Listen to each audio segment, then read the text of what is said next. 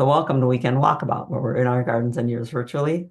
We're coming to you from gardenatozz.org. I'm Janet McConovich, normally accompanied by Stephen Nicola. Our main topic today, our 175th Weekend Walkabout topic, is easy on the environment, from permeable pavement to biocontrolled bugs, I think is what our subtitle is. But first, we start with what's going on this week because this is gardening, and gardening changes minute by minute, hour by hour. And we talk first about what's going on right now. On May Day, that's Stephen, and that's me, and then that's Sonia, because that's what we're going to do this as a duet today. Sonia Nicola Hello. is our Sonia Nicola is our number one daughter. She's our only daughter, but she's the eldest. And she is a professor at the University of Toronto, very well versed in watching screens and handling chat in this particular environment. She's also a great gardener in her own right. So she is answering questions and referring questions and moderating the discussion that's going on while we're showing pictures. We've been doing gardenatozz.org for, I guess it's our 13th year now of having this website. We started it after we closed our gardening school during kind of the economic downturn in 2008. And we've been writing and teaching about gardening as well as gardening professionally for 40 years and have a lot of things stacked up and decided that we would start a website so that we had a place where we could shelve, catalog all of those things and write about new things because we've learned so much. We wrote for the Detroit News for 13 years and for the Michigan Gardener for 10 years. We wrote for Better Homes and Gardens, for Ortho, we published our own books. And every time that we got a question from someone at a talk that we did or by email or by mail, it put us into a situation that we wouldn't have been in otherwise and made us look up things that we wouldn't have looked up. And we were able to share that information with a number of people who then gave us feedback that took us into more situations. So we'd like you to use the gardenatozz.org website to look up and see if you can find answers to your questions. But we'd also love to have you contribute today and anytime that we're online, because that's how gardeners get the advantage of each other's experience. And no experience is ever the same between gardeners and between years. So are there any questions that you have about your week before I get started telling you what we did here in Oh, our I have garden? a question. Whose garden has cheetahs in it? I believe this was in Palm Desert when we went to the zoo in Palm Desert, California. Okay. I mean, I want that garden, but I would too. I would too. It was a very nice desert. They did not look like enclosures at all. They looked like, are those guys just loose? All of the animals did. Okay, so one of the things that started off my week was weeding the worst weeds for a best friend. One of my very good friends is running back and forth to the hospital because her husband is in the hospital, and that means she's running back and forth past her front garden and said, "Oh my gosh, the weeds, Janet! If you want to do anything for me, do that." Because this is the weed season where the mulch has gotten thin from the past year. You'll have seedlings coming up. So this is a cool season weed, creeping speedwell, just beginning to bloom blue.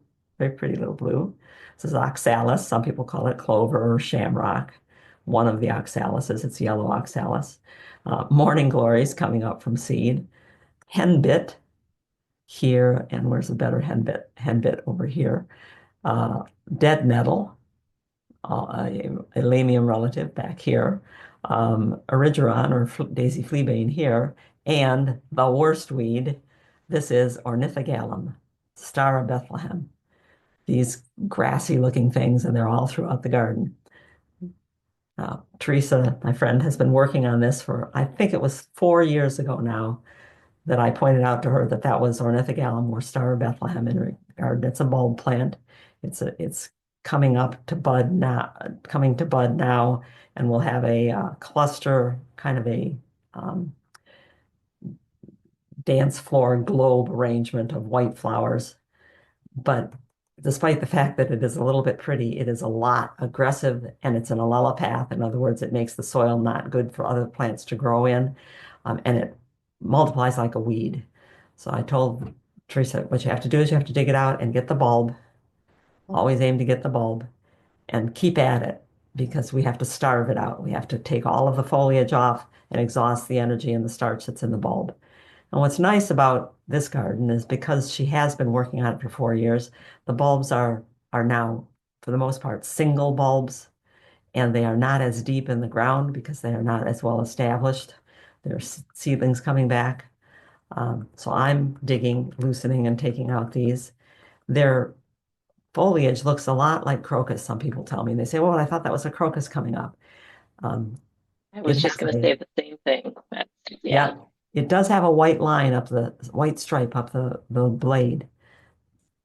But if you look at crocus, the crocus white stripe is much more distinct, much clearer, clearer white against the darker green, and the crocus blade is more flat, whereas the ornithogalum is curved. And you don't want if you can help it, you don't want to let it stay and go to seed to be sure what it is. You want to dig it out, and then the bulb itself will tell you that the bulb is not a crocus bulb. The crocus bulb has a papery brown coating on it. And the crocus bulb is actually a corm, which means that when the plant is up and making leaves and blooming like this, the corm is almost non-existent. It's mostly just roots because it builds a new corm each year. But it is good that the bulbs were closer to the surface, and there are many of them, most of them in Teresa's garden now are not of blooming size. So we're getting ahead of it, but oh my gosh, you only do that for your best friends, that kind of weeding. It Did makes you, you, oh, sorry. Jocelyn was just, Suzanne, you were in the chat there saying what I was going to say. Do you know in Teresa's garden, did someone buy those for her to put in? Because Suzanne, my husband bought that Costco package for me too. So I think we need to write some strongly worded letters to Costco. it's been going on for a lot longer than Costco's been around. I can remember 40 years ago getting bonus bulbs from a bulb company with my order. I said, oh, here's a package of bonus bulbs. And it was ornithogalum, Star of Bethlehem, which Jean, you hear Jean, so rightly indicates has the initials SOB. That SOB, Star of Bethlehem, has been a bonus bulb and given out for free for a long time. So it might have come to Teresa and she doesn't remember. Somebody probably sent it to her, but it could also have come from seed with something that a friend gave her because it gets around and it does seed itself in. One nice thing about it is that it makes you feel better about things like dead nettle, lamium. This dead nettle lamium had a great year this year. Good long growing season in the fall, lots of chances to germinate this spring, and it's looking quite lush everywhere, but it comes up much easier. Put the fork under it, loosen it, and peel it out of the ground. Much easier than Star of Bethlehem. And I was noticing this kind of makes a nice combination with the primulas that grow really well in Teresa's garden. I envy their primulas. Sonia, a different Sonia, was offering me primulas the last week, and I said I would love to have primulas, but I can't. In our garden, where we don't water and where the soil is very sandy and dry, primulas just become slug bait and chewed up and nasty looking in no time at all. So I go to other people's gardens and enjoy them. Teresa's garden has got a lot of clay in the soil and holds moisture well. So just to make me feel even worse about primulas, Sonia Nicola sent me. She said, "Oh, look at these. The primulas are really putting on a show." Ah, yeah, heavier soils they can do that. It's right over by the sage, huh, Sonia? Yeah, it's at the top of the rock garden, heading down into the road. So that's yeah. And they've been going for over a month with no, deadheading or changing, or it's remarkable how they hold it down. And where they're happy, you can pick them up and split them into pieces every single year and just make a bunch of them. At Judith's house, and we were able to line the whole path with it and have a primrose path. That that's actually good to hear because I have a hard time finding these little guys at the nursery. Just primulas in general, I've had a hard time finding. They're sold more often as pot plants than as perennials. They're a plant to take home and put on your table and then throw it out afterwards. But there are so many species. The other Sonia was offering me Primula virus, There's also primula japonica. They go on and on. Some of the flowers stand up higher. Some of them, the leaves are bigger. It's a great group of plants. Um, and you say that this was planned, these Virginia bluebells and the You daffodils and you planned this for us, actually. I You gave planned us the that. bluebells. Yep. So one of the I hope no one's listening. One of the plants that made the trip across the border that wasn't supposed to was a set of Virginia bluebells back when we first put this bed in, which was a second round bed at our house. That naughty And bluebell. yep, and you had said that you really liked the look of bluebells because they're nice and early with daffodils. So this is our primary daffodil bed. So this is where the butterfly bush is going to come up later and Yep, cover. yep, yep. Okay. I'm standing almost where the butterfly bush is. The beach is just to my right. Okay. Yep. Yeah. It's always great to have something to cover up the bulbs afterwards. And I never thought of doing this. Sonia, you said you like this combination. These are either Kaufmanniana tulips or Red Riding Hood. I can see the magenta streaks on the leaves that make it maybe one of the Greggii tulips, but those are very cool. And they're coming up where your cranberry, your sea kale, Yep, going to cover yep, that area. That blue yeah. foliage. Yeah, I really neat. actually would like to get more. You can see the crocuses are all there. That is crocus, not Star Bethlehem. That is Um, crocus. I, Yeah. I would like to get more of the really early springs in there because once that sea kale comes up, that whole spot becomes a sea of kale. But it looks really nice this time of year. The picture doesn't do it justice, but that nice, rich purpley tone is very cool with the coral of the Yeah, this is one of my favorite plants too, but it is a bit of a thug for getting spreading around. It spreads like irises do by a thick rhizome just below the surface. But and it's also I've had Stephen tell me a number of times that it's hard to photograph. It's the kind of blue that glows as the light gets low and looks most blue then. Other times a year, other times at other angles, it looks more purple or more green. It's a cool plant.